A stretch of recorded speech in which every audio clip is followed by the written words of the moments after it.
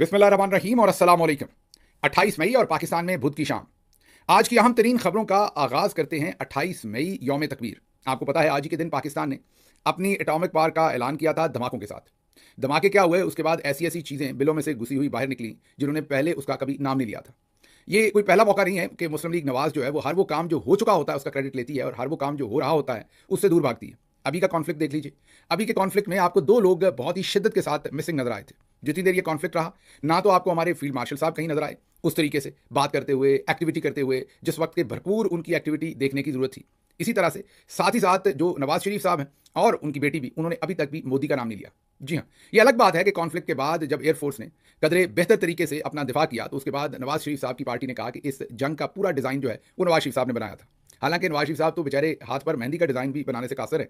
हाँ, वो रेसिपीज़ वगैरह उनको बेहतर पता है, कुन्ने कुना गोश्त पाए, इस तरह की चीज़ें। तो अगर जंग के दौरान पायलटों को कोई खाना वाना खिलाया है और उसकी रेसिपी जनाब नवाज शरीफ साहब ने बनाई या देगे शेगे बनवाई, तो उसका क्रेडिट उनसे छीनना जो है वो बहुत ही बड़ा जुल्म होगा। देगों से याद आया कि आज बिरयानी की देगें बनी और उसी के ऊपर यौम तकबीर जो है उसकी एक एक्टिविटी की गई।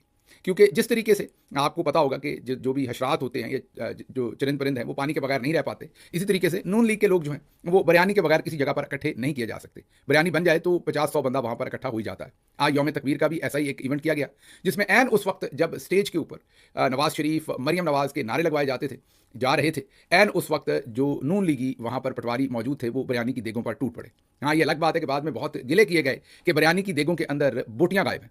अब ये बोटियों के बगैर वाली बिरयानी, ये कराची वाली बिरयानी नहीं जिसमें आलू था, ये पंजाबी बिरयानी थी जिसमें बोटियां होती हैं, लेकिन नून लीग ने उन्हें खत्म कर दिया। ये पहला काम नहीं, नून लीग यही समझती है कि जो बोटियां हैं वो शरीफ खानदान खाएगा और शोरा या खाली चावल जो है वो वर्कर या दूसरे लोगों के हिस्से में आएगा। लेकिन उनके वर्कर जो हैं वो अभी भी बोटियां डिमांड करते हैं। उन्हें लगता है कि शायद कोई भूली बसरी बोटी उनकी प्लेट में भी आ गिरे। यहीं पर बात खत्म नहीं हुई, सिर्फ बोटियां ही गायब नहीं थी। जब आप आज के अखबारात निकालें तो उन पर हाफ पेज से बड़े यौम तकबीर से रिलेटेड इश्तहारात हैं। उन इश्तहारात के अंदर कायद-ए-आज़म मोहम्मद अली जिन्ना की तस्वीर भी गायब है और मरहूम डॉक्टर अब्दुल कदीर खान, मोहसिन पाकिस्तान जिन्हें कहते हैं, ज़ाहिर है जिनका कलीदी किरदार था पाकिस्तान की एटॉमिक पावर जो पाकिस्तान ने अचीव की, उनकी तस्वीर भी गायब थी उसमें तस्वीर तो बड़ी सारी तस्वीर जंग का डिज़ाइन बनाने वाले और एटम बम बनाने वाले जनाब नवाज शरीफ साहब।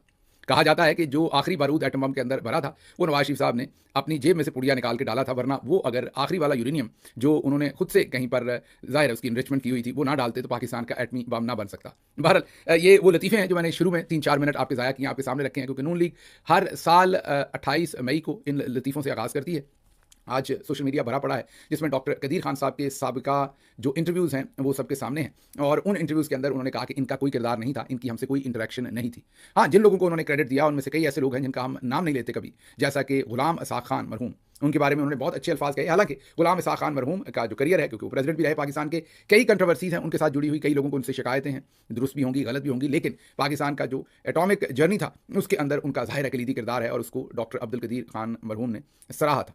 डॉक्टर अब्दुल कदीर खान जब इस दुनिया से गए, अल्लाह उनके दर्जात बुलंद करे, तो बहुत नाला थे, पाकिस्तानी कौम के साथ भी नाला थे और हुक्मरानों के साथ सबसे ज़्यादा नाला थे। वजूहात कुछ आपको पता है, कुछ अभी आपके सामने रखने की कोशिश करेंगे। उनके आखिरी 1-2 इंटरव्यूज़, एक इंटरव्यू तो उन्हें सड़क के किनारे बैठकर देना पड़ा, शायद इसलिए कि घर में उनको इंटरव्यू देने की इजाज़त नहीं थी और उनके ऊपर सख्त सर्विलेंस थी।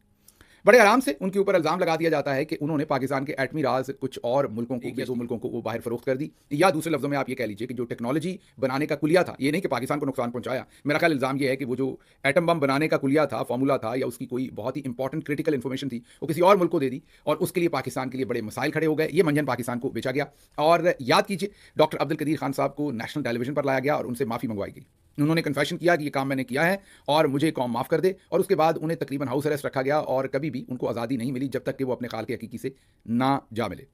अब डॉक्टर अब्दुल कदीर खान साहब के ऊपर रियासत का ये इल्ज़ाम तो था कि उन्होंने पाकिस्तान के जो एटम बम से रिलेटेड कुछ खुफिया फार्मूलाज या क्रिटिकल इन्फॉर्मेशन थी वो किसी और मुल्क को बेच दी या और मुल्क को प्रोवाइड कर दी, ट्रांसफ़र कर दी, जिससे उन्होंने एटॉमिक जो एबिलिटी है वो हासिल करने में उनको मदद मिली होगी या मदद मिल सकती है, जिस पर पूरी दुनिया ने पाकिस्तान के एटमी प्रोग्राम पर पाबंदियां लगाने का सोचा। पाकिस्तान को मुशर्रफ साहब ने बताया कि बहुत ही क्रिटिकल सिचुएशन में डाल दिया था। बड़ी अक्लमंदी से उन्होंने डॉक्टर अब्दुल कदीर खान साहब को उस सारे मामले से बचाया। अगर उनका कन्फेशन ना करवाया जाता, वो माफ़ी ना मांगते, तो फिर पाकिस्तान के लिए बहुत सारे मसाइल बन जाने थे, ये मुशर्रफ साहब का कहना था। चले वो कह गए, अल्लाह उनकी भी मग़फ़िरत करे, वो भी इस दुनिया से जा चुके हैं, वो कह गए और चले गए। लेकिन मुसीबत यह है कि आज भी दुनिया इस सारे ड्रामे के ऊपर बिलीव करती है और इस सारी बात को बड़े शद्दोमत के साथ सामने रखती है। 28 मई जब भी आता है तो इस पर दोबारा से बात शुरू हो जाती है। आज भी जब हमने देखा तो सोशल मीडिया पर इस पर बातचीत हुई, यहां तक कि हमने फवाद चौधरी साहब का ट्वीट भी देखा, जिसमें उन्होंने एक तरफ तो क्रेडिट दिया डॉक्टर अब्दुल कदीर खान साहब को कि उनका बहुत कलीदी किरदार है पाकिस्तान की जो एटॉमिक पावर हासिल करने में, लेकिन उसके साथ साथ उन्होंने कहा कि उनकी बहुत ही गैर संजीदा हरकत थी, जिसमें उन्होंने पाकिस्तान के ये तमाम जो क्रिटिकल इन्फॉर्मेशन थी वो 2 मुल्कों को फराहम कर दी, जिसकी वजह से पाकिस्तान पर बहुत मुसीबत पड़ गई थी और परवेज मुशर्रफ साहब ने उन्हें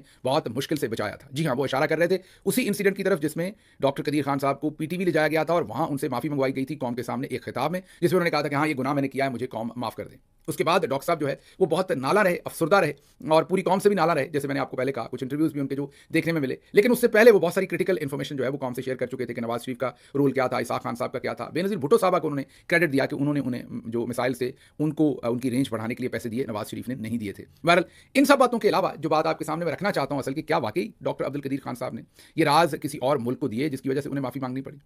जब फवाद चौधरी साहब ने ये ट्वीट किया तो मैं हैरान हुआ कि चौधरी साहब तो बड़े समझदार हैं, उनको तो आजकल पता है कि अपनी मर्जी से कोई सियासतदान इस मुल्क में सियासी जमात में नहीं रह सकता कि उसने किस में रहना है। अपनी मर्जी का बयान देना तो दूर की बात है, उस सियासी जमात से उसकी किस सियासी जमात से वाबस्तगी होनी है, इस तक का इख्तियार पाकिस्तान के मिलिट्री जर्नल्स जो हैं वो पाकिस्तान के सियासतदानों को नहीं देते। उनको मारा पीटा जाता है, उनसे ज़बरदस्ती उनको अगवा किया जाता है और अगवा बराए बयान उनसे पार्टियां छुड़वाने के ज़बरदस्ती बयान लिए जाते हैं। बिल्कुल उसी तरह से जैसे दहशतगर्द तंजीमें जैसा कि BLA है या पाकिस्तान तहरीक तालिबान है, वो जब लोगों को उठा लेती है और उनकी कनपट्टी पर बंदूक रखते हैं, और कच्चे के डाकू भी ये करते रहे हैं, उनसे वीडियो बयानात अपनी मर्जी के जारी करवाते हैं। बिल्कुल उसी तरीके से हमारी रियासती एजेंसियों ने भी लोगों को उठाया और उनसे अपनी मर्जी के वीडियो बयानात लिए कि मेरा इस पार्टी से कोई लेना देना नहीं। मैं हैरत ज़दा हूं कि ऐसे सियासतदान जिन्हें इस सारे मरहले में से या तो खुद गुजरना पड़ा या उनके आसपास के लोग गुजरे, वो भी इस मंजन पर अभी तक बिलीव करते हैं कि वो डॉक्टर अब्दुल कदीर खान थे जिन्होंने कोई क्रिटिकल इंफॉर्मेशन किसी और मुल्क को दे दी। यहां पर 1 लीटर पेट्रोल तो मुल्क के अंदर जो है वो चौधरी साहब की मर्जी के बगैर स्मगल नहीं हो सकता। यहां पर कोई खुद वो कहते हैं टेलीविजन पर आकर के हमारी मर्जी ना हो तो ना कोई चीज़ इधर से इधर आ सकती है ना इधर से उधर जा सकती है। तो जब इतना कंट्रोल है और वो भी फिर स्पेशली पाकिस्तान का एटॉमिक प्रोग्राम, और ये कोई हम 90 की दहाई की बात नहीं कर रहे अर्ली की या 80 की आखिरी दिनों की, ये 90 की दहाई की आखिर की बात हो रही है। जो इल्जाम डॉक्टर अब्दुल कदीर खान, उस टाइम तो वो इतने एक्टिव भी नहीं थे जबकि इल्जाम लगाए गए। तो जाहिर है मुझे नहीं पता कि क्रिटिकल इन्फॉर्मेशन किसी को दी गई थी कि नहीं, लेकिन अगर दी गई थी तो उसमें बड़े चौधरी साहब उस वक्त के मुलव्वस होंगे, 100% होंगे। या तो ये पैसे लेके बेची गई होगी, अब मुझे नहीं पता। मैं पहले बार बार कह रहा हूं कि मेरे इल्म में नहीं है कि कोई क्रिटिकल इन्फॉर्मेशन दी गई या नहीं दी गई। इल्म में हो भी तो मैं उसके ऊपर इतनी ज़्यादा लबकुशाई नहीं करूंगा क्योंकि वो नेशनल इंटरेस्ट के खिलाफ जाएगी। मैं सिर्फ इतना कहूंगा कि ये मेरा इसके ऊपर एक बहुत ही कंसिडर्ड ओपिनियन है कि ये अगर ये हुआ होगा तो फिर जरूर उस वक्त के आर्मी चीफ उसमें इन्वॉल्व होंगे, उसके बगैर ये हो नहीं सकता। हाँ, ये अलग बात है कि स्केपगोट जो है वो उनको बना दिया, जैसे हमेशा हमारे जनरल साहबान बनाते हैं। आपने देखा कि आप बचपन से अभी तक याद कीजिए, क्या आपको कभी किसी ने किताब में पढ़ाया कि आर्मी चीफ याया खान? नहीं, उन्हें सदर याया खान लिखा जाता है। हालांकि वो सदर तो ज़बरदस्ती के बने हुए थे, असल तो वो आर्मी चीफ थे। कभी किसी ने आपको पढ़ाया कि अयूब खान आर्मी चीफ थे? नहीं, उनके बारे में भी आपको सदर अयूब पढ़ाया जाता है, क्योंकि दोनों के काम इतने गंदे हैं। हाँ, प्रोटेक्ट आज भी उन्हें करता है हमारा इंस्टीट्यूशन, लेकिन काम क्योंकि इतने गंदे हैं तो हमने उनके साथ आर्मी चीफ नहीं लिखना, हम उनके साथ सदर लिखते हैं ताकि लोगों को भूला रहे। और हमारे यहाँ जो मुतालिया पाकिस्तान पढ़ाया गया उसमें फिर लोगों को पता भी ऐसा ही है, याया को सदर ही कहते हैं। हालांकि याया खान सदर तो ऐसे ही बन गए थे, असल में तो वो आर्मी चीफ थे और मुल्क तोड़ने में उन्हीं का किरदार। उससे पहले जो मुल्क तोड़ने की इस सारी प्रोसेस का, इस डीजनरेशन प्रोसेस का जो आगाज किया था वो अयूब खान साहब ने किया था, वो भी आर्मी चीफ थे। लेकिन दोनों को बड़े आराम से सदर अयूब और सदर याया कह के आगे निकल जाया जाता है ताकि अपने ऊपर इसका वजन आए। और आज भी ये नहीं कि हम सीख गए कि चलें वजन से हमने गुरेज करना है और हम सीख गए, आज भी हम रवां दवा हैं वही काम करने में, आज भी बिल्कुल उसी तरीके के काम कर रहे हैं। हमें कोई परवाह नहीं कि हमने वो काम छोड़ने के नहीं। तो मेरा तो ये बहुत ही कंसिडर्ड ओपिनियन है कि ये जो डॉक्टर अब्दुल कदीर खान साहब के ऊपर इल्जाम है कि उन्होंने पाकिस्तान की क्रिटिकल जो कुछ इन्फॉर्मेशन है वो किसी और मुल्क को दी, तो अगर ये दी गई थी तो उस वक्त के मिलिट्री जनरल जो टॉप के मीन आर्मी चीफ होंगे वो इन्वॉल्व होंगे। काम ये उनका होगा, डाल ये डॉक्टर कदीर खान पे दिया, क्योंकि यहाँ पर एक DPO तो अपनी मर्जी से कोई लगा नहीं सकता। यहाँ पर किसी चीज़ का, किसी हाउसिंग सोसाइटी का NOC तो मिल नहीं सकता चौधरी साहब की मर्जी के बगैर। हाँ, ये अलग बात है कि बड़े चौधरी साहब हैं पर नीचे छोटे चौधरी साहब हैं, उन्हीं के लगाए हुए। तो इसलिए ये इल्जाम डॉक्टर कदीर खान पर डाल देना ये बिल्कुल ऐसा ही है जैसे चंद दिन पहले एक लतीफ़ा जब नवाज शरीफ साहब से रिलेटेड ये बात हुई थी कि 28 मई के धमाके उन्होंने किए थे, तो एक सोशल मीडिया पर लतीफ़ा जो है वो बहुत पॉपुलर हुआ था। एक गाँव का लड़का डॉक्टर बनकर वापस आता है तो सारे लोग क्रेडिट लेने के लिए, जो टीचर्स होते हैं सारे पहुंचते हैं, तो जो गाँव का नाई होता है वो सबसे पहली कुर्सी पर बैठ जाता है कि मुझे क्रेडिट दिया जाए। सब पूछते हैं भाई आपको क्रेडिट कैसे देना है? तो उसने कहा जी इस बच्चे के खतने मैंने किए थे। तो जितना उसका क्रेडिट बनता है उतना ही नवाज शरीफ साहब का बनता है। तो इसी तरह से अभी हालिया कॉन्फ्लिक्ट में भी आपने देखा कि काम तो सारा एयरफोर्स ने किया था, लेकिन क्रेडिट जो है वो बिल्कुल उन्हीं की तरह पहली कुर्सी पर बैठ के हमारे फील्ड मार्शल साहब ने समेटा और अपने नाम फील्ड मार्शल का जो ओहदा है वो भी कर लिया। और उसके बाद उनके जो DG ISPR साहब हैं वो कॉलेज टू कॉलेज फिर के, यूनिवर्सिटी टू यूनिवर्सिटी फिर के वो ये बताना चाह रहे हैं कि हमने कितना बड़ा कारनामा अंजाम दिया। बल्कि मामला यहाँ नहीं रुका, हमारे जो नून लीग के दोस्त हैं वो तो यहाँ तक कहते हैं कि हमने 71 की जंग का बदला ले लिया। 71 में हमारे साथ क्या हुआ था? हमारा मुल्क 2 लख्त हो गया था। हमारा मुल्क का ईस्ट पाकिस्तान हमसे अलग हो गया था। मैंने मैप पर देखा कि क्या इंडिया का कोई इलाका हमसे अलग हुआ? क्या कोई गाँव भी अलग हुआ? क्या कोई गाँव छोड़ दें, कोई छोटी-सी नदी, नाला, कोई 2 इंच, कोई 2 फुट, कोई 4 फुट जगह भी हमारे पास आई? जवाब है नहीं। फिर हमारे 90,000 फ़ौजी जो हैं वो वहाँ पर गिरफ्तार हुए थे, हथियार डालने पड़े थे। पूरी दुनिया के सामने पूरी कौम को हज़ीमत हुई थी, वो अकेली फ़ौज की हज़ीमत नहीं थी, वो हम सब की हज़ीमत थी। हथियार डालने पड़े थे, सरेंडर करना पड़ा था, साइन करने पड़े थे और फिर बहुत ही मजबूर हाल में, बहुत ही मजबूर हाल में एक शिकस्त खुर्दा कौम की तरह हमें उनके साथ एक मुआहदा करना पड़ा था, जिसमें अपने उन लोगों को छुड़वा कर हम वापस लाए थे। अभी क्या कुछ ऐसा हुआ है? हिंदुस्तान का कोई फौजी, कोई पायलट हमारे कब्जे में था, जिस पर हिंदुस्तान शिकस्त खुर्दा था, या हमने कुछ ऐसा किया? ये हमें नजर नहीं आया। उन्होंने हमारी बेसिस पर मिसाइल फेंके, हमने भी फेंके। उन्होंने हमारे 31 शहरी शहीद कर दिए, हमने उनके जहाज गिरा दिए। अब ये तो अपनी अपनी अकल की बात है कि 31 शहरियों की कीमत ज्यादा है या जहाज़ों की। हमारे हिसाब से जहाज़ों की ज़्यादा है, तो चले खुश रहिए, इसमें कोई बुरी बात नहीं। हमने भी इस खुशी में आपका साथ दिया है, आप भी रह लीजिए। हमें खुशी के वैसे भी मौके असली खुशी के कम ही मिलते हैं, तो चलें, जो असली नकली जैसी भी खुशी है उसमें चलें, सभी मिलकर खुश हो लेते हैं। लेकिन इस बात से याद आया कि ये जो सब कुछ समेटा गया, मैंने जैसे आपको कहा कि कॉलेज, यूनिवर्सिटी, और कल परसों आपने कर्नल साहब की भी स्पीच सुनी थी, जो कह रहे थे कि पता नहीं मेजर साहब थे या कर्नल साहब थे, माजरत अगर मैंने यूनिफॉर्म उनकी दुरुस्त तरीके से नहीं अंडरस्टैंड की, तो वो भी ये कह रहे थे कि हमने सोशल मीडिया से बचना है, अपने बच्चों की तरबियत का अगर आपने ख्याल करना है तो आपने सोशल मीडिया से बचना है। अब उसके साथ साथ जो डिजिटल नाई हैं, एक तो खतने करने वाले नाई हैं, एक खबरों के खतने करने वाले भी नाई हैं, जैसा कि मुनीफ फारूक साहब हैं। तो ये जो खबरों के खतने करने वाले नाई हैं, ये या आप इनको आप खतरों के माहिर, खबरों के खतरों के माहिर जो मुनीफ फारूक साहब हैं, उन्होंने अब कल ही खबर दी है, बल्कि परसों, कि जो टॉप जनरल्स हैं वो इमरान खान से नफरत करते हैं। हालांकि DGISPR बताते रहते हैं कि हमारा सियासत से कोई लेना देना नहीं, लेकिन अब मुनीफ फारूक ओपनली कहते हैं कि he is done, mean Imran Khan का किस्सा खत्म हो चुका और टॉप जनरल्स उनसे नफरत करते हैं। अब देखते हैं टॉप जनरल्स ज़्यादा बड़ी पावर है या अल्लाह की ज़ात ज़्यादा बड़ी पावर है। मुकाबला तो डाला हुआ है इन्होंने, तो बना उज़बिल्लाह, लेकिन हम सबको पता है कि बड़ी ज़ात जो है वो अल्लाह की है, और देखेंगे उसका अंजाम क्या निकलता है। जो भी होगा, जो भी अल्लाह ने लिखा होगा, वो फिर पूरी कौम देखेगी। लेकिन ये ज़रूर है कि आजकल ये जितने भी टाउट्स हैं वो ज़बरदस्ती ये सब कुछ बताने की भरपूर कोशिशों में है पूरी कौम को, कि इमरान खान को अब किसी सूरत भी ऊपर से कोई किसी किस्म की आप ये कह लीजिए कि इजाज़त नहीं दी जाएगी कि वो सियासत करें। एक तरफ कहते हैं कि हमारा सियासत में कोई लेना देना नहीं, और दूसरी तरफ भरपूर तरीके से कहते हैं कि हम ही हैं जिन्होंने सियासत के ऊपर पूरे का पूरा कंट्रोल रखा है। तो मिला जुला रुझान रहा आज सारा दिन। जो ये 28 मई था, जैसा मैंने आपको कहा कि इसमें बरयानी भी चली, बोटियां भी गायब हुई, इसमें नारे भी लगे, इसमें टूट भी पड़े देगों के ऊपर, देगें खत्म भी हो गई,